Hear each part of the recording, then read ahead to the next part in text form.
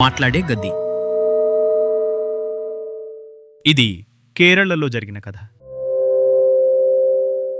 నూతన వధూవరులు అర్జున్ మరియు మీరా ప్రశాంతమైన గ్రామంలోని ఒక అందమైన పాత ఇంట్లోకి మారారు. అక్కడ వారు సంతోషంగా జీవితాన్ని గడిపేయాలని అనుకున్నారు. కానీ వారి మొదటి రాత్రి గోడల గుండా వింతైన గుసగుసలు వినిపించాయి. బయటికి వెళ్ళండి, చాలా ఆలస్యమైంది అని. కానీ వారు దాన్ని చెడ్డ కల అని భావించారు. వారు దాన్ని నవ్వి తిరస్కరించారు. తరువాతి కొన్ని రాత్రులలో గుసగుసలు బిగ్గరగా స్పష్టంగా పెరిగాయి. ఎల్లప్పుడూ అదే హెచ్చరిక: మీరాకు సజీవంగా సమాధి చేయబడతారనే పీడకలు వస్తున్నాయి. అర్జున్ ఆమెకు భరోసా ఇచ్చాడు, దాన్ని ఒత్తిడిగా తోసిపుచ్చాడు. ఒక తుఫాను రాత్రి భూమి కంపించింది.